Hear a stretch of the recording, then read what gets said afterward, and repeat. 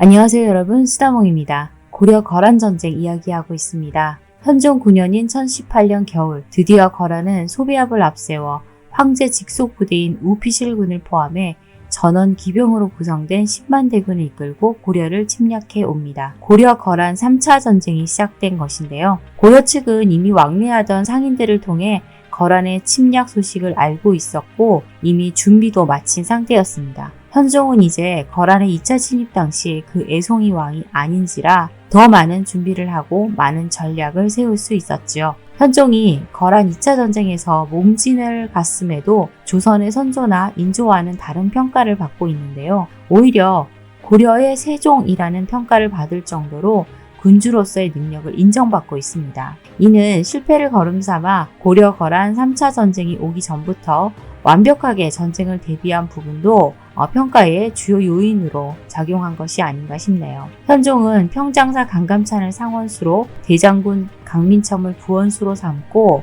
고려 군사를 맡겨 거란을 막도록 했습니다. 이때 고려군은 20만 8천여 명으로 거란군의 2배 정도 규모였지만 거란군은 전군이 기병이었으니 고려가 유리한 상황은 아니었습니다. 그리고 지휘관 강감찬은 71살의 나이로 적지 않은, 아니 어쩌면 좀 많은 나이였지요.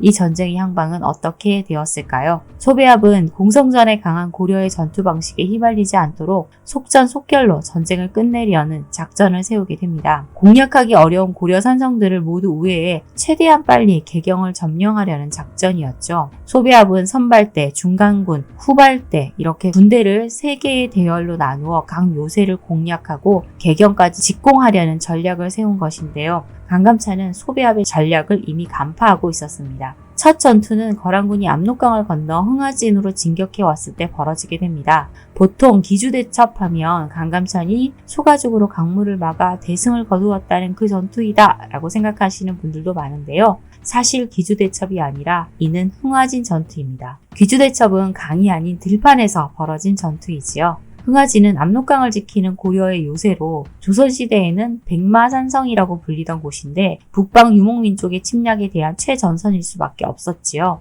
거란군은 2차 전쟁 때 양규가 끝까지 지켜낸 흥하진성에서 지체해서 전력 소모를 많이 했었습니다. 이를 기억하고 있던 소배압은 흥하진성을 치지 않고 바로 진군하기로 하는데요. 그렇게 곧장 흥하진 동쪽의 지류인 고진강을 건너기 시작합니다. 이때 거란군의 움직임을 숨죽여 지켜보던 이들이 있었으니 이는 바로 고려군이었죠. 흥하진성의 동쪽에는 삼교천이라는 강물이 흐르고 있었는데 강감찬은 쇠가죽을 연결해 강 상류를 막아놓고 정예 기병 1만 2천 명을 매복시켜 놓은 것입니다. 거란군 선발대는 아무것도 모른 채 강을 건넜지요. 선발대가 강을 건너자 안전하다고 판단한 후발 부대가 강을 건너기 시작했는데 이때 강감찬은 때맞춰 막아놓은 강물을 트게 합니다. 그러자 강물이 불어나기 시작했는데요. 사실 우리는 엄청난 강물이 거란군을 휩쓸었을 것으로 상상하지만 당시 고진강은 강폭이 20에서 30m 수준인데다가 또 겨울철이라 강물이 얼은 상태였기에 엄청난 물폭탄이 쏟아진 것은 아니었을 겁니다. 하지만 거란군을 당황시키고 분산시키기에는 충분했으니 그렇게 선발대와 후발 부대가 분리되게 되지요. 당황해 어쩔 줄 모르는 거란군을 맹공격한 고려군.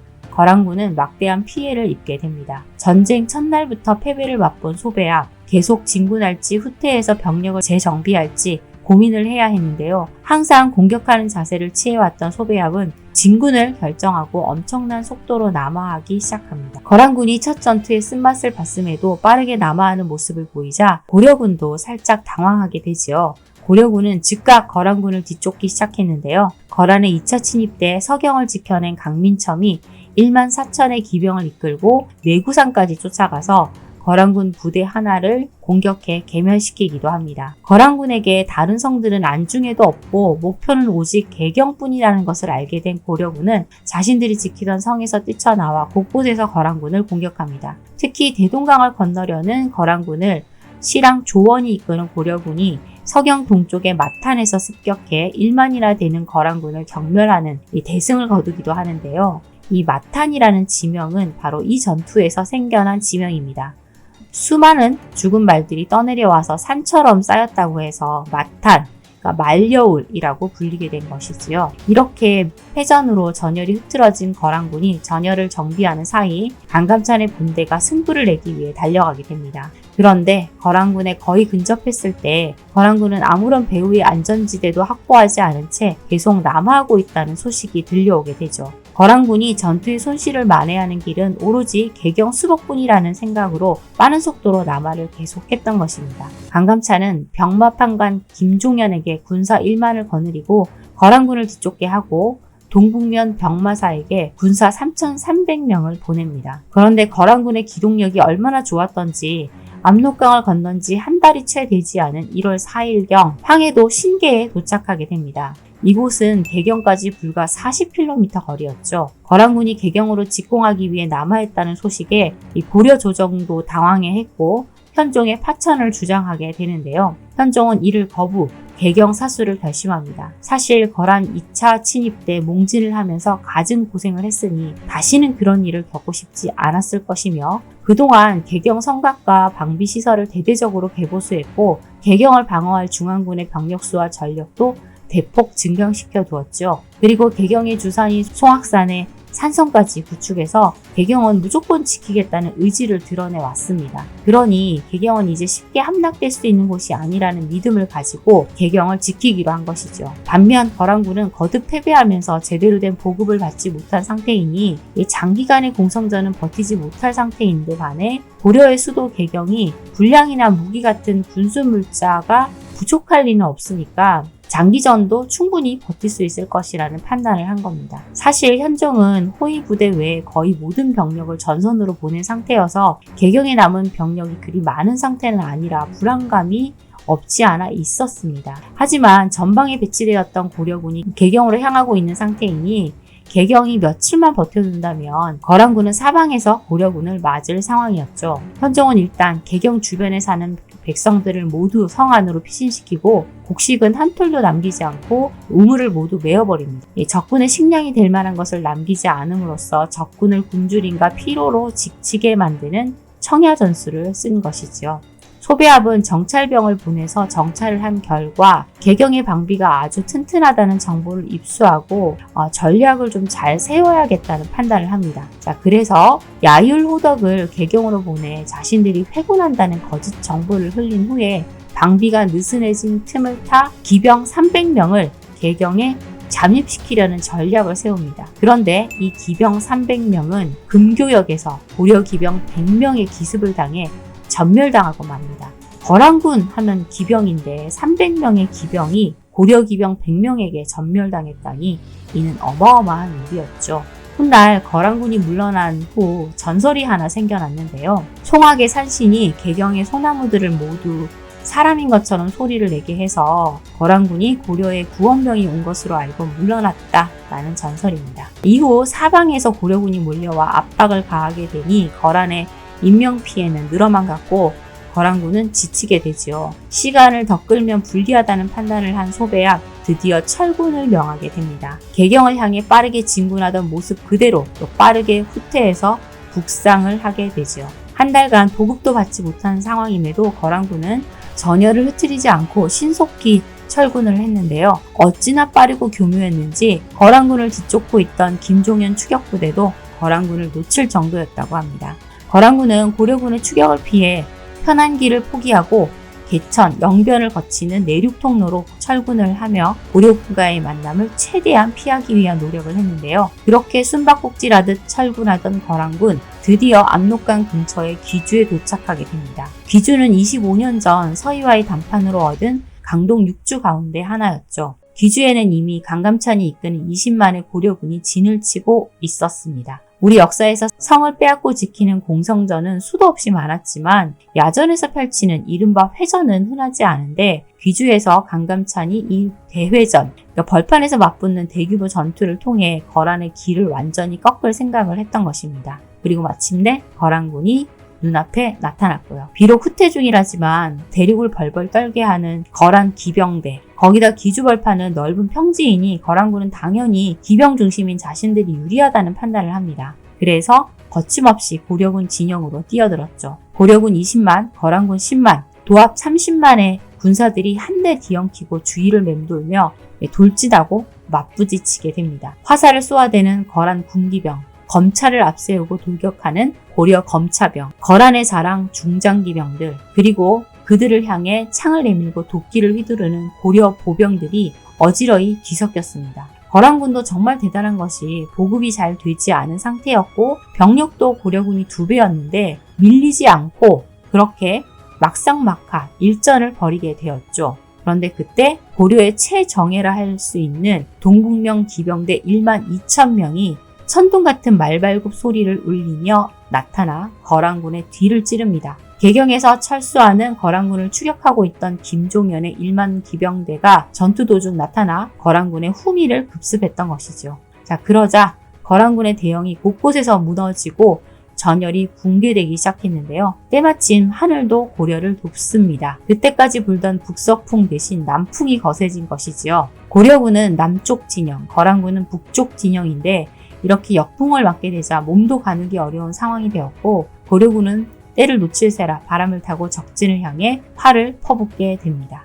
그리고 전투 결과는 여러분도 잘 아시는 것처럼 고려군의 대승리였죠. 거란군의 10만 군사 중 살아 돌아간 이는 수천에 불과하다고 하네요. 고려사에 2월에 거란의 병사가 귀주를 지나자 강감찬 등이 동교에서 맞아 싸우는데 양쪽의 군대가 서로 비슷하여 승패가 결정되지 못하였다. 그런데 김종현이 군사를 이끌고 달려오자 갑자기 비바람이 남쪽으로부터 와서 군대의 깃발이 북쪽을 가리켰다. 아군이 기세를 타고 용기백배하여 격렬히 공격하니 거란군이 패하여 달아났다 하고 기록하고 있습니다.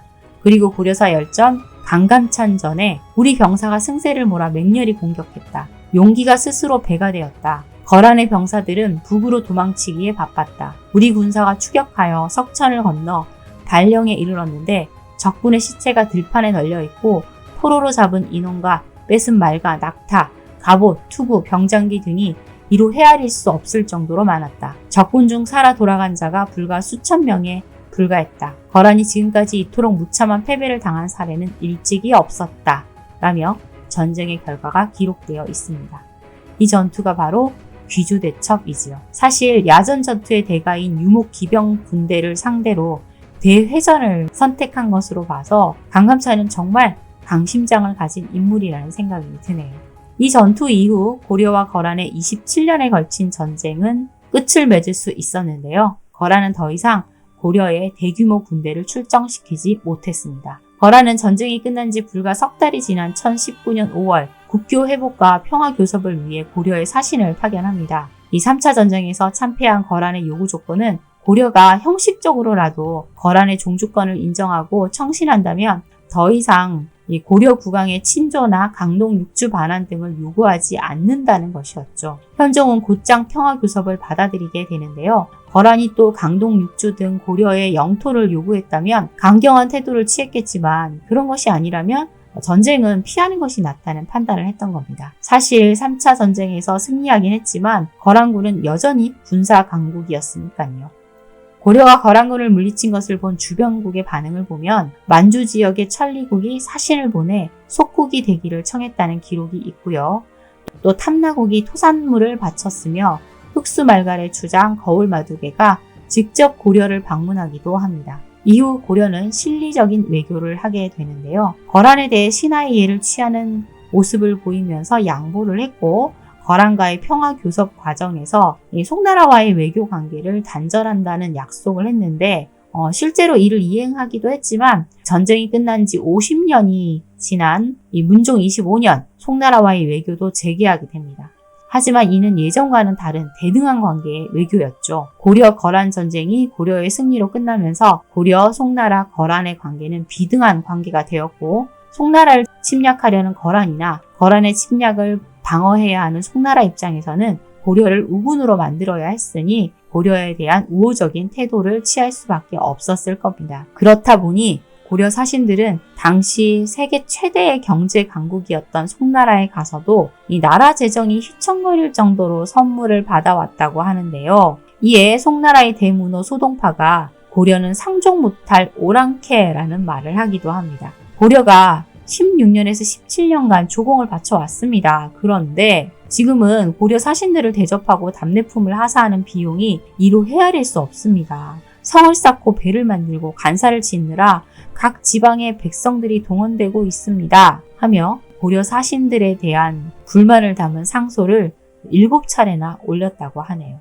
송나라에 가서 갑질을 한 고려 사신들의 행보를 응원하는 것은 아니지만 고려가 을이 아닌 갑의 모습을 보인 것에 약간의 우쭐한 감정이 드는 것은 어쩔 수가 없네요. 자, 그렇게 송나라, 고려, 거란이 서로 균형을 이루게 되어 고려는 평화를 누리는 동시에 약 100년에 이르는 전성시대를 누리게 되었습니다. 거란은 고려와의 전쟁에서 패배한 후 차츰 쇠퇴했고 1125년 여진족이 세운 금나라에 멸망당하게 되지요. 자, 오늘의 이야기는 여기까지입니다. 구독, 좋아요, 알림 설정 잊지 마세요.